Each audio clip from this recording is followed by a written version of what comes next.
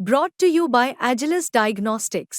Health test की बात आती है तो मैं भरोसा करता हूँ India largest diagnostics company Agilus diagnostics. खुद को टेस्ट करते रहो। अजीत पवार एनसीपी के प्रमुख हैं और महाराष्ट्र के डिप्टी सीएम तो हैं, साथ में उनके फाइनेंस डिपार्टमेंट भी उन्हीं के पास है।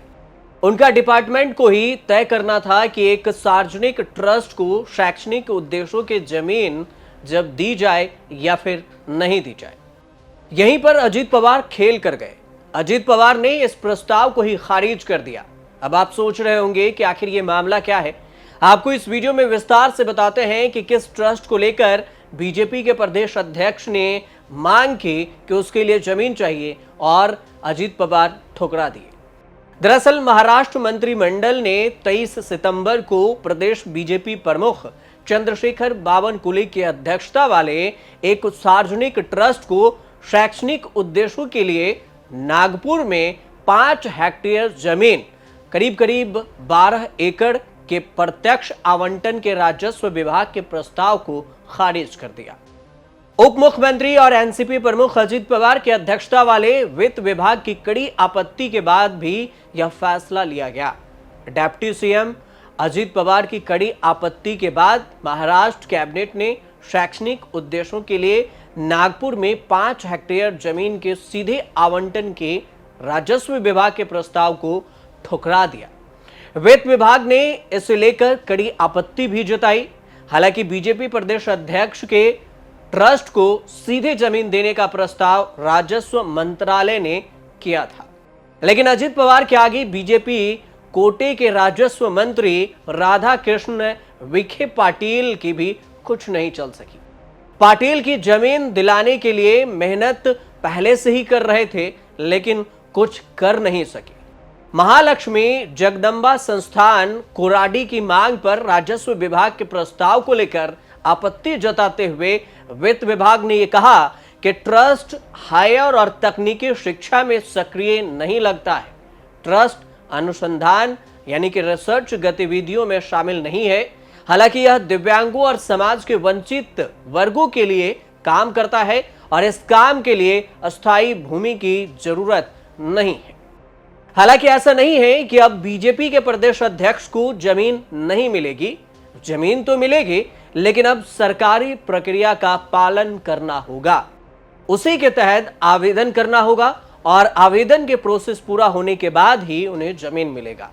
राजस्व विभाग, जिसके प्रमुख बीजेपी के मंत्री राधा कृष्ण विखे पाटिल हैं, ने अब ट्रस्ट को सार्वजनिक ट्रस्टों की भूमि आवंटन के लिए सरकारी प्रक्रिया का पालन करने का निर्देश दे दिया है। नागपुर जिला के रिपोर्ट के अनुसार से महालक्ष्मी जगदंबा संस्थान कोराडी के तहत जूनियर कॉलेज और विज्ञान कला वाणिज्य कॉलेज शुरू करने की प्रक्रिया चल रही है। इस पूरे मामले को लेकर सफाई में चंद्रशेखर बावनकुले ने कहा कि यह एक पुराना ट्रस्ट है और वह केवल 2 साल के लिए इसके अध्यक्ष थे। यह कोई निजी मामला नहीं है। मैं धार्मिक उद्देश्य के लिए काम कर रहा हूं और यह नेक काम है। हमारा ट्रस्ट जमीन की रेडी रेकनर दर पर भुगतान करेगा और इसे पट्टे पर लेगा। यह मेरी निजी संपत्ति नहीं होगी। उन्होंने यह भी कहा कि हम कोई गैर कानूनी काम नहीं करेंगे और हर नियम का पालन जरूर करेंगे। आपको यह भी बता दें कि यह मामला 29 नवंबर 2023 का है, जब ट्रस्ट ने अपने सचिव दत्तू जी समरितकर के माध्यम से कौशल विकास केंद्र के रूप में एक जूनियर कॉलेज, विज्ञान कला वाणिज्य कॉलेज और तकनीकी नर्सिंग शिक्षा के लिए निर्माण के लिए जमीन मांगी थी कि इस पर हम इन सारी पढ़ाइयों के लिए कॉलेज स्थापित करेंगे। लेकिन अजीत पवार के वित्त मंत्रालय ने 23 सितंबर को कैबिनेट मीटिंग में मराठी में लिखे अपने नोट में सामाजिक, शैक्षणिक, स्वास्थ्य और दान उद्देश्य के लिए भूमि आवंटन के दिशा निर्देश का उल्लेख किया। वित्त मंत्रालय ने 25 जुलाई 2019 की राजस्व विभाग की नीति में यह भी उल्लेख किया है।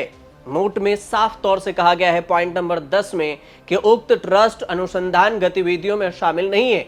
हालांकि यह दिव्यांग और समाज के वंचित वर्गों के लिए काम करता है और उस काम के लिए अस्थायी भूमि की आवश्यकता नहीं है। इसमें पॉइंट 11 में यह भी उल्लेख किया गया है कि जो उच्च और तकनीकी शिक्षा में सक्रिय शैक्षणिक संस्थानों के लिए जमीन आवंटन की कार्रवाई से संबंधित है वो वैलिड नहीं है। वित्त विभाग ने अपने नोट में यह भी कहा है कि नागपुर के जिला कलेक्टर की रिपोर्ट के अनुसार से श्री महालक्ष्मी जगदंबा संस्थान कोराडी के तहत जूनियर कॉलेज और विज्ञान कला वाणिज्य कॉलेज शुरू करने की प्रक्रिया चल रही है। रिपोर्ट के अनुसार से कहा गया है कि उक्त ट्रस्ट उच्च और तकनीकी शिक्षा में सक्रिय नहीं दिखता है। साथ ही वित्त विभाग ने यह भी बताया है कि वाबन कुले ट्रस्ट के अध्यक्ष हैं। इसमें कहा गया है कि ट्रस्ट एक प्रतिष्ठित संस्थान होने के मानदंड को पूरा नहीं करता, जिसके लिए अपवाद बनाया जा सकता है। इसके आधार पर वित्त विभाग उक्त ट्रस्ट को भूमि के सीधे आवंटन का विरोध करता है। वित्त विभाग की आपत्तियों के बाद राजस्व विभाग ने भूमि आवंटन के अपने मूल प्रस्ताव को बदल दिया और ट्रस्ट को नीति के अनुसार से प्रक्रिया अपनाने का निर्देश दिया कि जो नियम है उसी का पालन कीजिए। 2019 में एक रूल आया, उसमें कहा गया कि उपलब्ध भूमि प्लॉट को लिस्टेड करने के बाद जिला कलेक्टर भूमि के संभावित उपयोग के लिए एक प्रस्ताव पेश करेगा, जिसकी राज्य सरकार द्वारा जांच की जाएगी।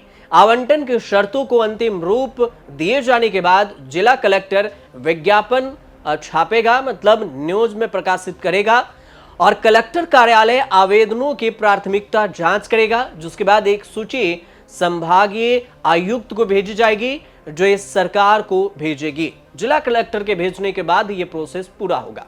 पिछले कई वर्षों में ऐसे मामले सामने आए हैं जब कैबिनेट ने भूमि आवंटन को मंजूरी देने के लिए वित्त विभाग की आपत्तियों को खारिज कर दिया। पिछले महीने कैबिनेट ने वित्त विभाग की आपत्तियों के बावजूद जैन इंटरनेशनल ऑर्गेनाइजेशन नामक एक गैर लाभकारी संगठन को प्राथमिक और माध्यमिक स्कूल बनाने के लिए 30 साल के लिए मंत्रालय के पास दक्षिण भूमि में 2995.75 वर्ग मीटर के एक प्लॉट दिया था लीज पर और इसके लिए मंजूरी दी थी।